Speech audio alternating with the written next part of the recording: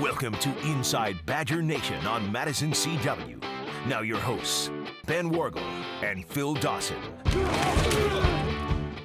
Welcome to Inside Badger Nation, and welcome inside the McLean Center, where we had Pro Timing Day for the Wisconsin Badger football players looking to make that leap to the next level, the NFL. What did they have to do? What do they have to say about the performances that they had here? We'll talk all about it with them here on Inside Badger Nation. Back at UW's Pro Day, and obviously the star of the Pro Day has got to be Desmond Southward. Outstanding numbers in the vertical jump and the 40 time. We'll let you tell the viewers what numbers you put up today and kind of what you were hoping to get today with the scouts in attendance. First off, I was looking to come out and compete, do everything that I wasn't allowed to do at the combine. I feel like I was successful in doing that. 40 time, anywhere from a 4.31 to a 4.38. I think they ended up giving me a 4.34 or 5, I'm not sure. But vert, I went 42, which is a pretty good number, and I jumped about 10.4 on the broad. After not testing at the combine for a variety of different reasons, why was today so important for you? Did you just feel that you had that chip on your shoulder a little bit, that you needed to go out and prove that you were the defensive back that you know that you could be? I think definitely. I think the most important thing is I was frustrated. It's hard learning that you won't be able to compete in the biggest stage, all over ESPN, where guys' numbers are flying around and you know that you can be up there. That was really tough for me, but at the end of the day, everything happens for a reason. I feel like I was, obviously put here so I can come out and compete and definitely show people what I can do. I was really happy with it. The process isn't done at this point, but it's just one more step forward. A little bit of background information too. You, after the Capital One Bowl, you went down to Indianapolis and trained. Yes, sir. And kind of tell me, you went down to the combine and kind of tell me why were you not able to compete? Met with, as part of the process, the medical checkup. I was told from actually a text message that went to the guy who ran the combine. He told me, they came back that I had a fracture in my C5 vertebrae, which was shocking to me. I never hurt my neck before. And ended up sending my x-rays out to Dr. Bob Watkins, a guy who works on Peyton Manning, just cleared him a few days ago. And he told me it's not a fracture, nothing in the C5, only a slight herniation in the C4, which a lot of people have. A couple weeks of no contact football, and I'm fine. So he definitely told me I should have been working out. There's no reason that I shouldn't have been going, and I'm 100% great. So I think the most important thing is I don't have a fracture, which is cool. But I was pretty upset that I wasn't able to work out. Especially shocking since you didn't miss a game like your last 3 years. Over 50 games you played in, and obviously you did a lot of different things for UW's defense. How do you think you've put yourself in position now after this testing going forward? I think I did what everyone else plans to come out and do. I think I came out and showing that I'm explosive, that I'm fast, and not only that, in my drills I'm fluid. I can flip my hips, go up and get the ball. That's something that I've truly been working on in my game. I'm happy I got a chance to show it. Wish I would have done it at the combine, but hey, everything happens for a reason. After playing safety for so many years at Wisconsin, this past year you kind of did a lot of different things, played some nickel corner too. What do you think this past year taught you about yourself and what you can do on the football field? I think I knew it, but I think it showed me how versatile I could be. Definitely have to work in all facets of my game. I want to be a much better player, and everyone does. But I was able to play in many different positions, which a lot of guys can't. I think a lot of people don't realize how tough it is to pick some of these things up from all these different positions. But I was happy with my versatility. I think that's something that you have to be in the league. You can't just say, hey, I'm this safety, because teams do a lot of different things. I think you've seen in the Super Bowl, those are some of the most versatile DBs you'll ever find. Those guys can play a lot of different positions and do them great. And that's something I shoot to be. What do you think your film says about you as a football player? I think it says just that I'm very consistent. I think it shows my versatility. I'm all over the field, different positions. I think it'll show that I am the general of the defense. I understand the defense to the fullest, and I go out there. You tell guys what to do, what the calls are. The safeties really run the show. Something that I'm proud of because I spend a lot of time in the film room. NFL draft is obviously a little bit later than it has been in past years. So what is that extra time? How is that going to help you, and how maybe is that going to be kind of frustrating that the draft doesn't come sooner than it has been in past years? I don't think I'm not sure if it helps or hurts. It doesn't matter. I think it gives teams more time to evaluate. I think they'll get a chance to look at everybody and definitely choose between who they want and who they don't come draft day. I think at the end of the day I'll have more time to get private workouts, which I'll be here doing, and it's something I'm excited for, to continue to show I can play. And real quickly, put on your analyst hat a little bit. Talk about the defense you're kind of leaving behind, especially in the secondary. Tell me some different things that you're looking for out of your group now that you are no longer, as you say, the field general back there for Wisconsin. I think just development. I think that's a huge word. I think that it can definitely be accomplished. I think if you look at our spring practices, those guys are going to really go at it. Have to get better, have to continue to strive to be great. I think we have a lot of talent back there, but how well they come together as a group will determine how well they'll play on Saturdays, and I think it'll be great. How do you think they're going to build upon your final 2 games of the year, where obviously you, as the kind of the speaker of the team, were disappointed with how you guys played against Penn State and South Carolina from a pass defense standpoint? How are you hoping that's going to kind of fuel them moving forward? You hope that everybody plays the same no matter what. But I think that it put an even bigger chip on their shoulder to go out and say, hey, we're not going to get torn apart. We're going to be the strength of the defense and not a weak link or anything like that. And I think that they definitely have the talent, ability, and focus to go out and get that stuff done. I look forward to them developing over this spring practice. I'll be at a lot of practices. I'll be helping the guys out a lot. And once a Badger, always a Badger. Can you go quicker than a 4.3, 4.40? I'm sure I can, but that's what I got today, and that's what I'll stick with. It's scary to think about. Desmond Southworth, thank you. More of Inside Badger Nation after this.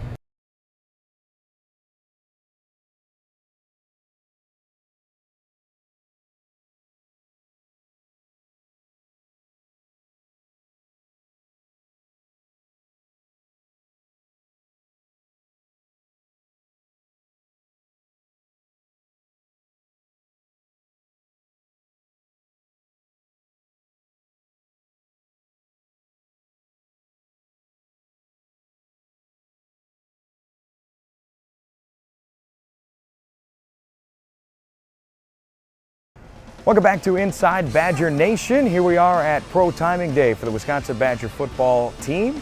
Phil Dawson, along with Jacob Pedersen. Now, Jacob, first things first, tell me about this day in itself. How do you get prepared for it, and how did things go? I mean, you got to approach it just like any job interview. You're meeting with a lot of teams. There's a lot of coaches here. And basically, you're just trying to showcase your talents and what you can bring to their organization. So if you approach it like that, you should be good. One of the things, too, though, tape is obviously maybe most important, then that interview, and then the measurables. How do, in your mind, measurables stack up with the other 2 things? I mean, it's a great opportunity to showcase how athletic you are, off the field. Obviously, if you have good measurables, it's going to translate onto the field. But like you said, the film is definitely one of the most important things. That's you as a football player, and when it comes down to it, if you can make plays on the football field, then you can help them out. Right. Talk about your year this year. How did it go for you? How does this film kind of add up for you? What did you like? What did you maybe wish had gone better? I thought I had a good year. Obviously, I had career high in catches. I thought I blocked the best out of all my years for Wisconsin. I thought I would like my touchdown percentage to be a little bit higher, but the other tight ends were scoring, and that means we were winning games, so I'm completely fine with that aspect of it. But overall, I thought it was probably my most solid year. The process then following the season, once it's done and you're getting into, hey, you're going to run 40s and bench press, because I'm assuming that that's a little bit different than the way you train during the season or even getting ready for a football season. How was that training a little bit different? It's completely different. Right after the bowl game, I left and I went down to Miami and started training, and I thought it was kind of weird that my first day training, my trainer looked at me and said, he yelled at me, he said, "Quit running like a football player." And so you gotta have a track mentality, because basically you're running a straight line, and and a lot of football stuff you're cutting, you're making moves. So it's a different mentality, but now with pro day and the combine and all that stuff being over, we can start getting back into a more football mentality. Well, and I assume too then that you have to get into selling yourself to teams. When you do talk to teams, what do they think of you as, or how you can help a team, and then what do you say you can help them with? Obviously they're trying to check your character, make sure you're a good locker room guy, you're not going to be causing any headaches, but they look at how you're going to fit into their offensive scheme. So when you're talking to them, you're telling them your strengths, what you're good at, why you can help them. So I think for me personally, my versatility is key. I can play all the different roles, fullback, H-back, Y. I played all the special teams in my career, right. And I just got to push that across. Now, when you get into on-the-field stuff, because obviously Wisconsin has a long history of success at the tight end position, do you think the Garrett Grahams and the Owen Daniels has kind of helped blaze a trail and have guys maybe keep it in check in on the Wisconsin tight ends and you? Yeah, definitely. You know, when I first got to Wisconsin, I got to play under Garrett. Got to play under Lance, so I was able to watch. Sure, yeah. I was able to watch those guys play and learn from them in my time here. And you know, so I try to take a lot of the things that they did well, because obviously they're successful. They're having success in the NFL. So I just try to emulate my game as much as I can after those guys, and hopefully I can be as successful as them. How about waiting for like the draft days to come around? What happens in between now and then? Basically, like I said, you can kind of get back into that football mentality, start working on more towards your game, football sense-wise. And then, you know, different teams, if they think they need to see something from you or they want to interview you, you know, they can fly you out to their facility, check with you there. Otherwise, they can come in, work you out privately here. You'll do some stuff like that. You know, I don't know if I'll have too many of those. Right. You know, with having the Senior Bowl, Combine, Pro Day, I've had a lot of different cases for them to see me personally. But, you know, I'll be ready if any team needs anything from me. And I think, too, at the Senior Bowl, right, things went really well down there for you. I think caught the eyes of many. Yeah, I had a pretty good Senior Bowl. You know, mainly I worked straight as a wide tight end down there. Right. So I was a little bit out of my element, but it's definitely, I think I showcased well what I can do for them. You know, I showed that, you know, if they need me to play Y, I can play Y.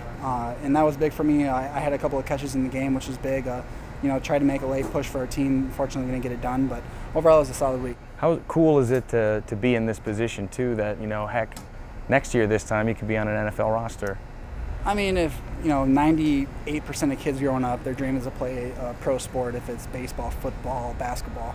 And knowing that you're this close to achieving that dream, you know, not many people get to do it. So it's definitely a great feeling. And, you know, next year, hopefully, we're talking about which team I'm on. Right. And this, too, you know, we've talked before about how the transition from high school to college, there's a lot of learning, a lot of, you know, growing up to do. What do you anticipate? What do you think that's going to be for the NFL? Or what have you heard? Who do you talk to about that? I mean, talking to former players that I played with and stuff, and talking to other coaches, I hear that the NFL playbook is twice the size of the college playbook, and you got the special teams book is just as thick as the offensive one. So, wow. You know, definitely going to be pretty tough to learn offensive schemes. But, you know, unfortunately, I've got to learn a couple offenses at Wisconsin. Right. So I think I've showed coaches that I can pick up on a playbook very quickly. Well, Jacob, we wish you the best of luck. It's been great covering you these last few seasons, and you know, good luck in the NFL.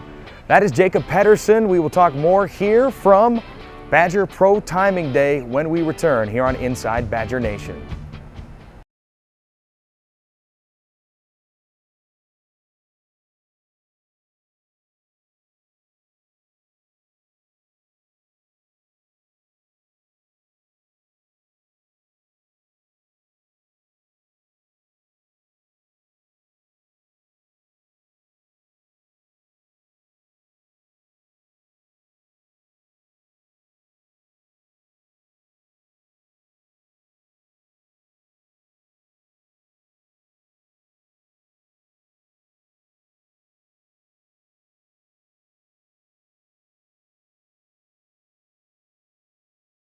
Welcome back to Inside Badger Nation here at Pro Day at the University of Wisconsin. We're here with Bo Allen, who had another great workout here for the Scouts. And Bo, I guess first off, you kind of told me off air that you were kind of disappointed you weren't invited to the Combine. You kind of took this as kind of your day to really prove to the pro scouts that you belong among kind of those elite players that are going off for the draft. First, tell me kind of your reaction to not getting to the Combine and kind of your mindset coming into today. Exactly. Well, you know, like you said, I wasn't invited to the Combine. It's pretty much as simple as that. I was a little disappointed. You know, I think every senior and junior in college football looks forward to going to the Combine. And, you know, I followed the media coverage last year and everything like that and anticipated being at the Combine, but I didn't get invited. So Pro Day was kind of my shot to, you know, show what I can do and prove that I'm athletic and I can run well and, you know, I'm a well-composed young man. So I think I did that today. Tell me a little bit about kind of your goals and numbers you wanted to hit. I think you had 31 on the vertical jump. Yep. You did didn't do the 40, but you did a kind of 10-second spurts a little bit. Kind of tell me what you had in your mind of what you wanted to achieve today. No, I mean, like you said, I hit a 31-inch vertical jump, which is good for me. I weighed in at 329 pounds, so you know that's pretty heavy. I've been anywhere from 329 to 334. So I feel good how much I weigh, and I feel like I was moving really well. Another number, I hit an 8.8 broad jump, which is good for me. I hit 30 reps on the bench press. I was shooting for 32, 33. Kind of got a little overhyped and messed my breath up a little bit. It's funny how little things like that can just throw you off. But then, like you said, I tweaked my hamstring like 10 days ago, and it was our first event today, so I was trying to keep it under control and just did a 10-yard burst, which, let's be honest, I don't think any coaches want to see 330-pound linemen running 40 yards. The 10-yard is a little more important. And I felt good with that. So they haven't really told us our numbers yet for running because it's all hand times. So the scouts kind of, mingle and compare times and stuff like that. But I felt smooth. I felt really good. In your opinion, what does the broad jump, the vertical jump, and the bench press, how does that relate to your position in terms of what it can translate to for an NFL down lineman? I think it just, for the vert and broad and bench too, it just shows that you can be explosive. Obviously if you're a defensive lineman, you want to lock out and get full extension on guys, so that kind of compares to the bench press. But it just shows that you train well and that you carry about your business the right way when you have consistent good numbers. And obviously, like I mentioned, just being explosive, that's kind of what everyone's looking for in a defensive tackle, I think.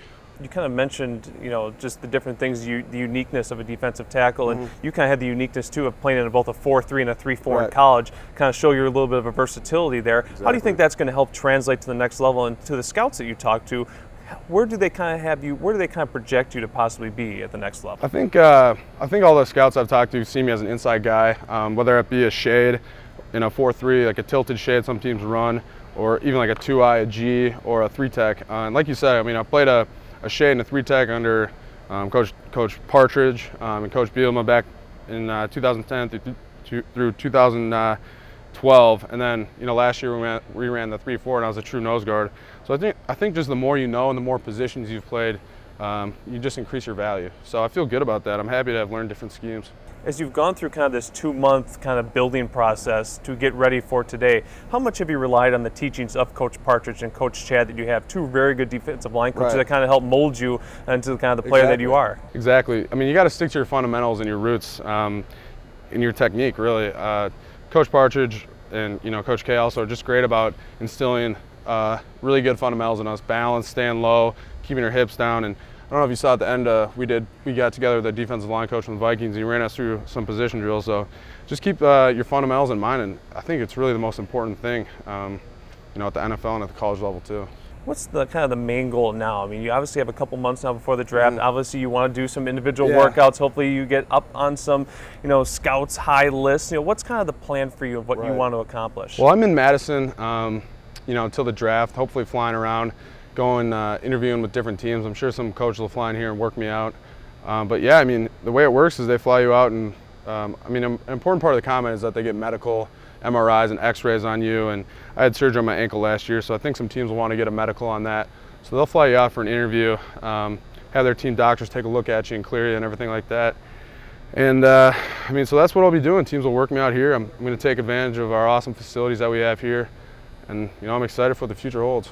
You're represented by Sean Smith, XAM Sports, same that represents Chris Maragos, just won a Super Bowl title. Kind of tell me what led you to sign with them. Another athlete that they have on, they work with is Brady Ewing from, he's with the Falcons right now, and I spoke with him about him, and he just said, they're honest, they're hardworking, they're just regular people, and that's what I want. I think I'm kind of a straightforward guy, not too many frills, and I just want people that are going to look me in the eye and be honest with me and take care of me, and I'm confident that they'll do that. And real quickly, we'll have you put on your analyst cap a little bit. Wisconsin loses Bo Allen, they lose Ethan Hemer, Pat Muldoon, Tyler Dibble, lose a lot of power on the defensive line, but you have a lot of young, talented guys there too. What do you foresee this defensive line, especially as we start spring practice here? Well, I'm really excited about a guy that I've played with a lot in the past, Warren Herring. I think I've spoken in the past about how excited I am to watch him play, but he can move really well, and he can do some things pass rushing that are special. So I'm excited to see what they do with him.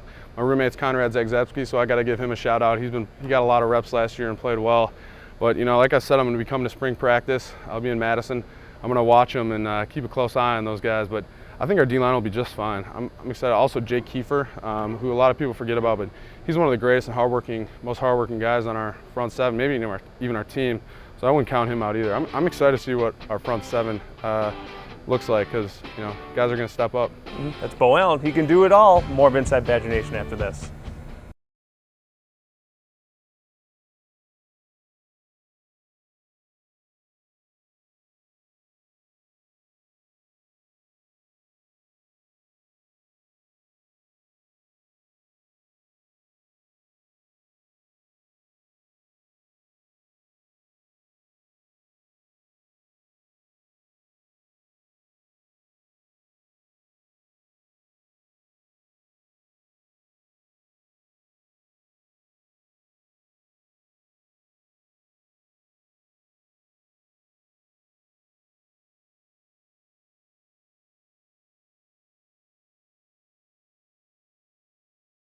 We invite you to check us out on YouTube. Just head to youtube.com and then in that little search bar at the top, type in Inside Badger Nation. All of our previous episodes right there. Plus, follow us on Twitter at InBadgerNation. You can find us there and keep up with what we have coming up on the show and what's happening in the recruiting world. Plus, our email of the week.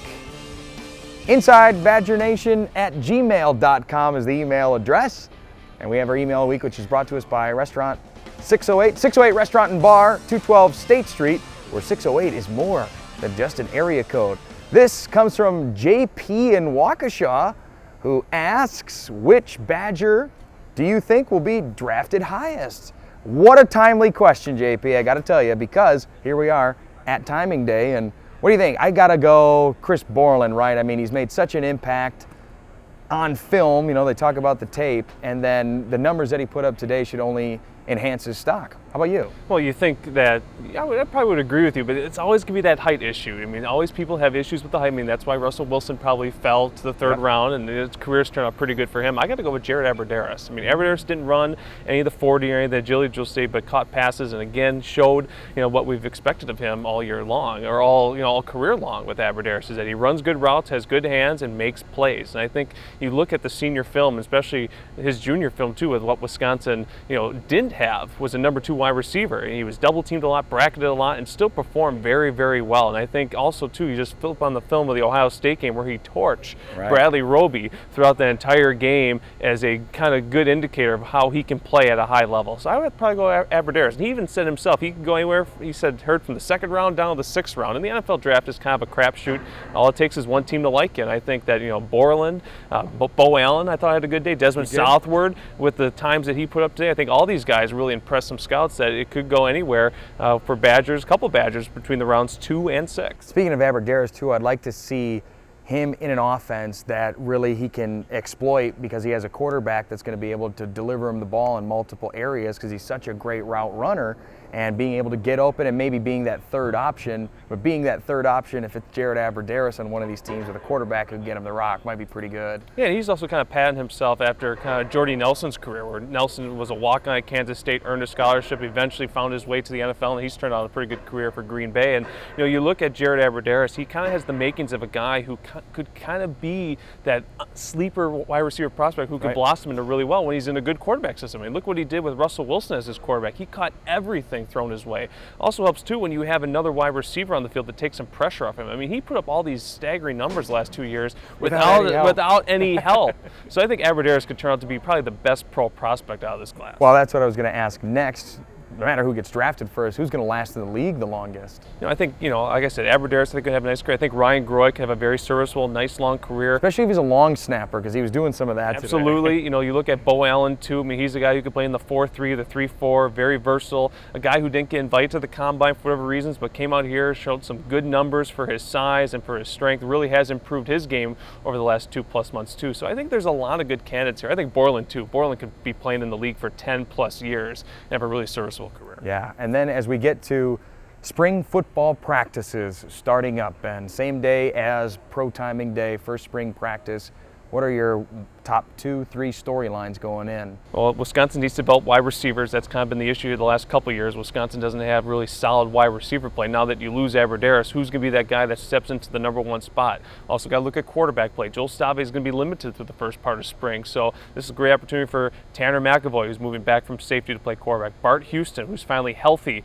after missing most of last spring, or most of last winter, I should say, recovering from off-season surgery. And then you have to look at the front 7 too. Who's going to step in and contribute on the front 7 when the entire front 7 is gone and having worked out at UW's Pro Day? All right. Well, we'll have more from Pro Timing Day in the upcoming weeks right here on Inside Badger Nation. That's Ben Wargel. I'm Phil Dawson. Thank you for joining us. And don't forget to check us out on YouTube at Inside Badger Nation. See you next time.